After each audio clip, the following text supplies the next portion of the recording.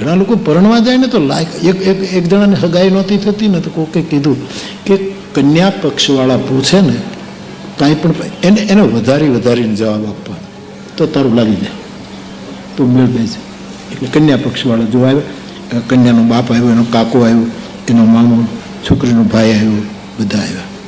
અને આને ઘરવાળાએ તૈયાર કરે ને ચાતો આ સ્કીનનું પેન્ટ પહેરીને આમ પલોઠીવાળી ક્યાંક ફુગા બહાર નીકળી, એ જે પહેલા જે પેન્ટ હતા ને આમ ફુગા થતા દાઢી બાઢી કરીને. અમારે લવકુભાઈ મને કહેતો હતો કે એક ભાઈને છે ને પડી ગયા, આ બનેલી ઘટના છોકરો, મેં કીધું કે નહીં તમે, એક ભાઈ પડી ગયા તે ગુરુજી એને અહીં 3-4 ટાંકા આવ્યા. અરે અહીં વોટમાં પડી ગયા ને તો અહીંયા ટાંકા આવ્યા. એટલે આ જમણી બાજુની વોટમાં મૂછું હતી ને ત્યાં ટાંકા. એટલે ડૉક્ટરને બોલાવ્યા. એટલે ડૉક્ટરને થયું કે આમાં ટાંકા લેવા માટે આ મૂછ હરકી કરવી પડશે. એટલે ડૉક્ટર મૂછ હરકે ઓલો શું કે આ બાજુ નીકળી નાખો. એ લોકો તે મને માન્યું તું જાણ્યો છે શું તું મને શું કહે? એટલે હવે આવ્યા તો આ એક જ નાખો,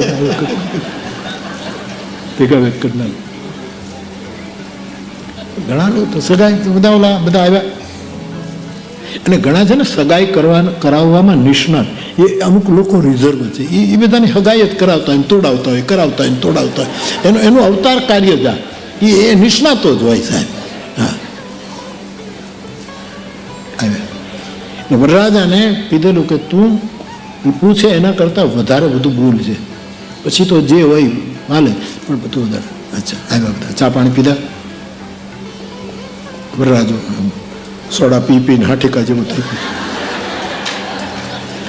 ગયું. એટલું બધી સોડા પીવે કે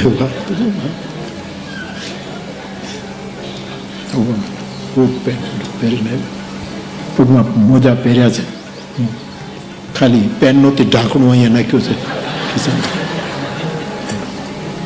આવો બેસો. કેટલું ભણ્યા છો? આ મેટ્રિક પાસ છો? અરે મેટ્રિક હોય, MA વિથ ઇંગ્લિશ. MA તો પછી MA વિથ ઇંગ્લિશ.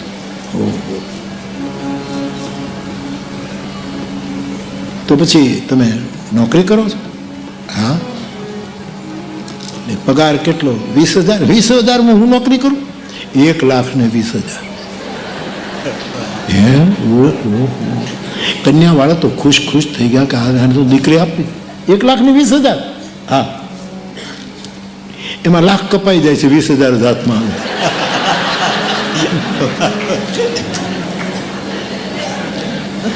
અચ્છા, તો પછી ખાલી નોકરી જ કરો છો કે આમ સાઈડમાં? અરે સાઈડમાં ધંધાની વાત કરોમાં 3 ફેક્ટરી છે જેતપુરમાં. 3 આપણી ફેક્ટરી છે. સાડીઓના કારખાના, સુરતમાં 2 હીરાના કારખાના. બોલવાનું જ હતું, 2 હીરાના. એટલું બધું. હા, આ તો ખાલી ફેક્ટરીની વાત કરું છું. હા, બાકી બિલ્ડર છું. 9 માળના મકાન બાંધીએ છીએ. તો પછી આમ ટર્ન ઓવર આમ વર્ષે 5 કરોડ, 5 કરોડ હોય એવા ધંધા હોય. 105 કરોડ કોષણે ફુગા નીકળી ગયા છે. 105 કરોડનું ટર્ન ઓવર. હા, અચ્છા. બહુ સરસ કહેવાય. એમાં શું છે કે એને ખુખડિયું થયેલું અને એને છીંક આવી, ઉધરસ આવી. એટલે ઓલા કન્યાવાળાએ પૂછ્યું કે આમ ઉધરસ થઈ છે? કે ઉધરસ હોય ટીબી. નીકળ તું નીકળ. ચા પીવડાવ્યા વગર કાઢી મૂક્યા. આમ ન હતા ટીબી. એને એમ કે ટીબી કહીએ એટલે આપણું લાગી જાય. કાઢી મૂકો સાહેબ, કાઢી મૂકો. બાપ ભગવાન મહાદેવ ના પાડી કે મુકુટની જરૂર પડે તો મારી પાસે સગવડ છે, મારી જટાનું મુકુટ કરો વસ્તુ. મુકુટ બાંધી, જટા બાંધી. મહારાજ એ તો બરાબર, પણ મુકુટ મોડ રાજાના માથા ઉપર મોડ તો હોવો જોઈએ. કે મોડ કેમ કરશું? કે આપણો આ સાપ છે, સર્પ વાસુકી છે, એને બેસાડી દે. એમ કે હા, આપણે ક્યાં ઘરેણાને એને બેસાડી. હાથમાં કંગણ, કંદોરો કટીભાગ ઉપર, આ બધું કે નાના મોટા કુંડળ મુંડળ, આ બધા નાના નાના સાપોલિયા છે, એને તમે, અને આ શંકરના ગણો મહાદેવને શણગારવા લાગ્યા. તુલસીદાસજીએ વરરાજાને શણગારવાનું વર્ણન રામાયણમાં લખ્યું છે.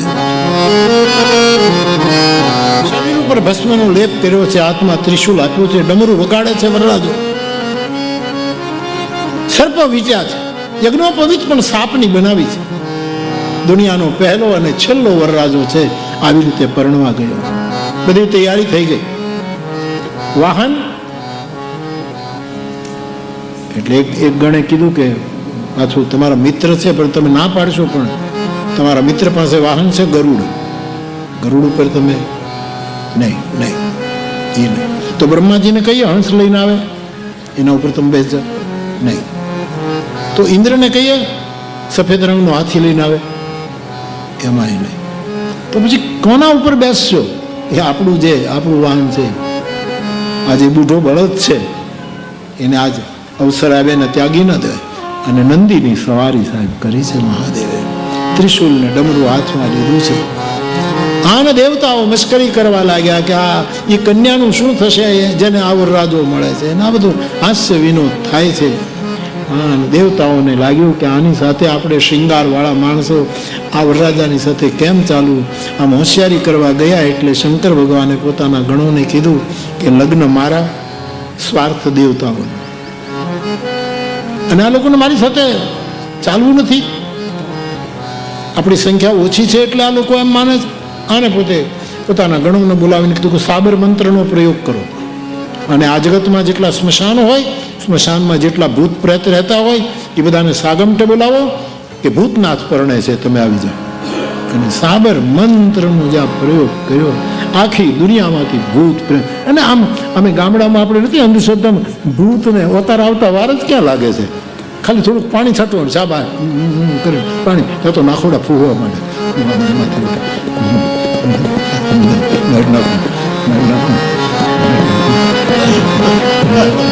એકને બે કટકા કરી નાખ્યું, એક ગાન બે કટ કરી નાખ્યું.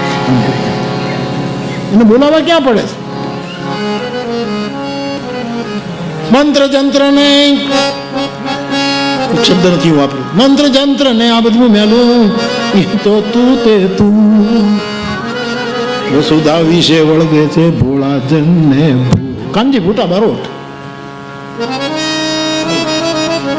સાબર મંત્ર બોલ્યા છે. સાબર મંત્ર કોને કહેવાય સાહેબ? જેમાં બંધારણ ન હોય, અનમિલ કોઈ મેળ ન હોય, આખરનું અક્ષરનું ઠેકાણું ન હોય, એનો કોઈ અર્થ જ ન થાય, એવા સાબર મંત્ર, એને સાબર મંત્ર. પણ લોકોની શ્રદ્ધા સાબર મંત્રમાં પણ પરિણામ લાવે. સાબર મંત્રોની રચના કરી છે સાહેબ. ડાકીની, સાકીની, ભૂત, પિશાચ, જીન, આખા જગતમાં જે આ બધા તત્વો હતા આખી દુનિયામાંથી આવ્યા સાહેબ લગ્નમાં. અને એટલી બધી ભીડ થઈ. તુલસીદાસજીએ ભૂતોનું વર્ણન, કેટલાક ભૂતો હાવ દુબળા પાતળા, જેમ હાંકેઠા જેવું કીધું, હાંટીકા જેવું હાવ દુબળા પાતળા, દાંતણની અડધી સ્વર હોય ને અડધી એવા હાવ દાંતણ, કોઈ શરીરનું કોઈ પ્રમાણ ભાન નહીં, હાવ હાંટી તેનું છે હાવ દુબળા. અને કેટલાક એવા રૂષ્ટપુષ્ટ, એટલા જાડા ભૂતો હતા કે 60 ફૂટનો રસ્તો ટૂંકો પડે, એની બહાર નીકળી જાય, ફૂટપાથ ઉપર બી હતી. કોઈ અપાવન, કોઈ પાવન, કોઈ ગંગાજળ પીવે છે, કોઈ કંઈક બીજું પીવે છે. આવા ચિત્ર વિચિત્ર ભૂતો આવ્યા છે. તુલસીદાસજીનો અર્થ છે આ ભૂત છે એ વિચારો છે. આપણે બધા શિવરૂપ છીએ, પણ આપણી આજુબાજુમાં ક્યાંક આ નબળા વિચારો એ ભૂત થઈને ફરે છે, અને વધારે પડતા વિચારો એ પુષ્ટ થઈને ફરે. એને લીધે શિવરૂપ ઢંકાઈ ગયું છે આપણું, એને લીધે આપણે ઓળખાતા. આને ભૂત પ્રેત હોકારા પડકારા કરે સાહેબને, બેકારો ત્યાં જોવે ત્યાં. શંકર ભગવાનને મજા આવી સાહેબ. દેવતાઓ વિચાર કરે કે આ બારા તો કે પછી મસ્કરી કરતા કરતા જસદુલ્લાહ તસબની, જેવો વરરાજો છે એવી જાન બની ગઈ. અને સાહેબ ઉપડ્યા હિમાચલ પ્રદેશ. નગરે આવ્યા, સામૈયું કરવા માટે બધા આવ્યા છે. અને ભૂતોના ટોળે ટોળા. દેવતાઓને થયું કે આ ભૂતોને ના ભૂતનાથને જોયા પછી સામૈયું કરવા આવેલા કોઈ ઊભા નહીં રહે અને બધા ભયભીત થઈને ભાગી જશે તો આપણા ઉતારાનું પૂછવું કોને? એટલે સ્વાર્થી દેવતાઓ પહેલા સન્માન માટે ગોઠવાય. સૌથી પહેલા વિષ્ણુ ભગવાન આવ્યા, ગરુડ ઉતર્યો.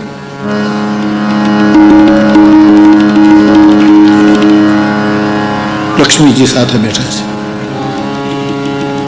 ગરુડ થી વિષ્ણુ ભગવાનને જોયા એટલે ભોળા પહાડી પ્રદેશના માણસો વિચાર કરે કે આ જ વરરાજા લાગે છે. કોઈએ તો પૂછ્યું, તમે વરરાજા છો? બોલે નહીં. તો લક્ષ્મીજીને દેખાડ્યા છે, આ પરણેલો છે. અચ્છા, તો પછી આપ કોણ? હું જાનૈયો છું. જે વરરાજાના જાનમાં આવેલા જાનૈયાઓ જો આટલા રૂપાળા હોય તો વરરાજો કેટલો રૂપાળો છે. વિષ્ણુ ભગવાન કે જોઈને પછી ખબર પડશે કે કેવો છે, શું છે, બધી પછી ખબર ચલે તબ દેખના.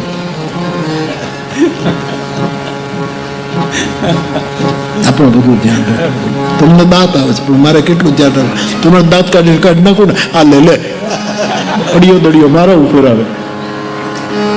ભગદાનભાઈ કહે ને, ઘણા કહે આ લે, છોકરાનું દાંત જ આવ્યા કરે.